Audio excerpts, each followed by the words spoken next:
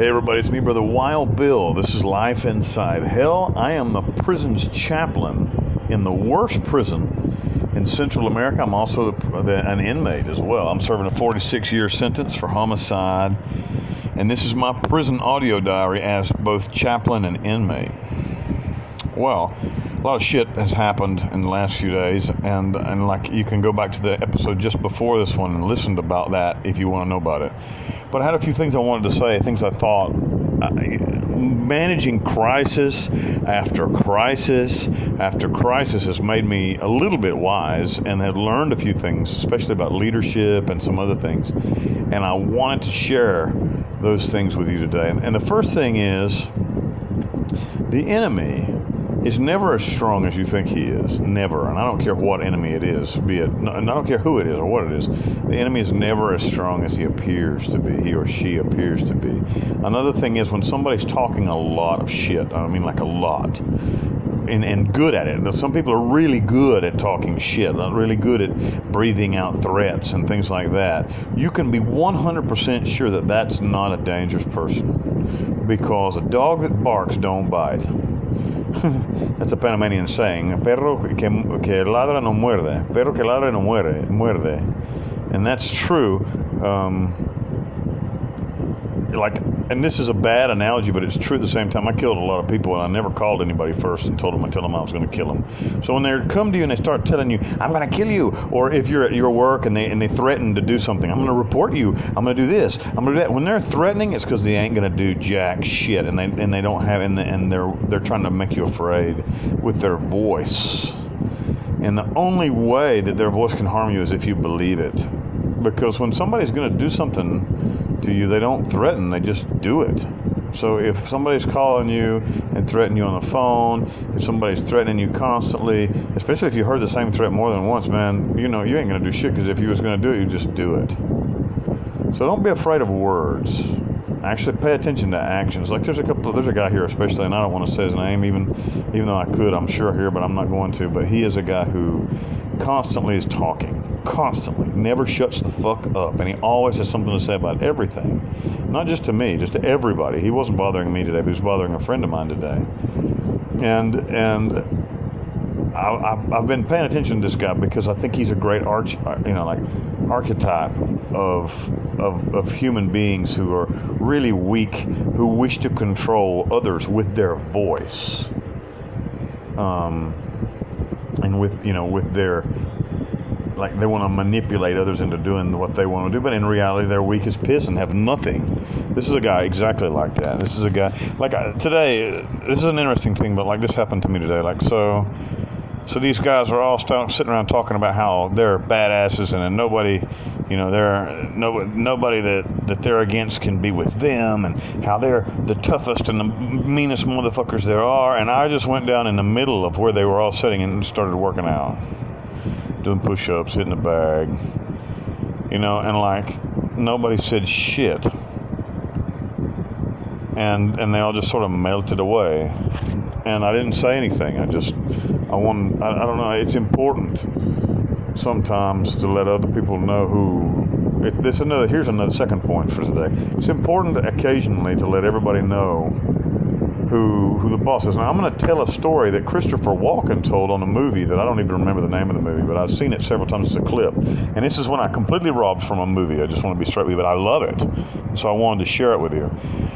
There was a lion, and he was in the jungle. And he was kind of old. He was getting old, and he'd been on in a while. And he hadn't stood up and been king of the jungle in a while. And the hyenas come and they start nipping at his tail. And the lioness, the wife, is standing around and bitching at him. And all the people in the jungle are starting to not be afraid of him anymore, and they're picking on him and laughing at him. And then one day he just snaps and stands up and tears the ever-living fucking shit out of everybody. He runs from here to there really fast. He kills 3 or 4 of the hyenas. He grabs a hold of a gazelle and tears its throat out and eats it and feasts on its flesh in front of everybody. And then everybody was scared shitless of him and left him alone. Sometimes it's unfortunate, but you have to show who is the boss occasionally.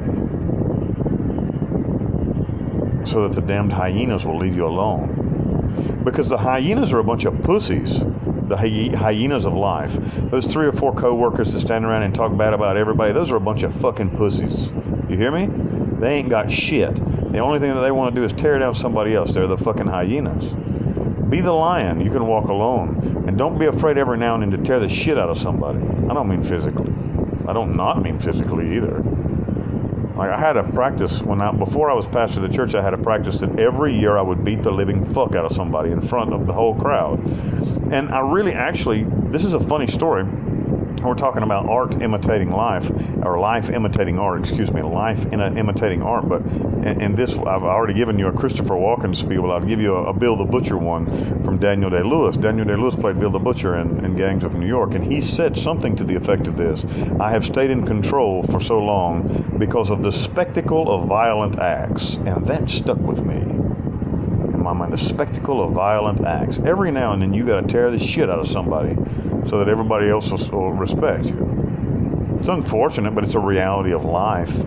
I'm not encouraging you to go to work tomorrow and be an ass to somebody in front of everybody. But when you're exactly right and somebody's giving you a bunch of shit and you know you're right and you're on the right side, if you can calmly just put them in their fucking place in front of everybody else will leave you alone.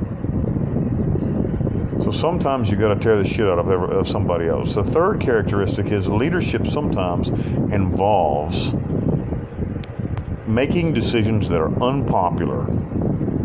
A true leader doesn't let his own people push him around. Now, you've got to lead. When you're leading, you have to be thinking constantly of everybody else's best interests, not your own. You have to do that. You have to think of everybody else's best interests and not your own.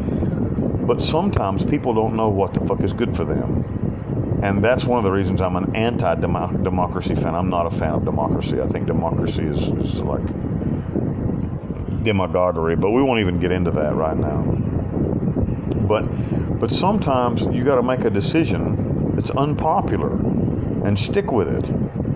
When you know that you're right, don't go against your principles just because everybody else is against what you're talking about or something. So I'm not telling you to be anyway. I'm not even talking about your morality, but you should have a morality. Even if it's something I wouldn't agree with, you should have one, and it should be something that you don't change for anybody. It's your own personal beliefs. You don't change your personal beliefs for nobody, you know? So anyway, these are things that I've learned in the last 13 years in prison, and especially in the last 5 or 6 years as an inmate leader. And I thought you might enjoy them. If you are enjoying this commentary, pull the description box down. You can contact me anytime you like through Facebook. My Instagram is there, and my email address is there. If you'd like to learn more about me and you don't know very much about me, the Wikipedia link is there. You can read about me, and also if you want to help me, you can pick up a copy of my book, Long Live the King Wild Bill. It's available on Amazon in paperback and in ebook, and that link is also in the description box, so you can find it really easily.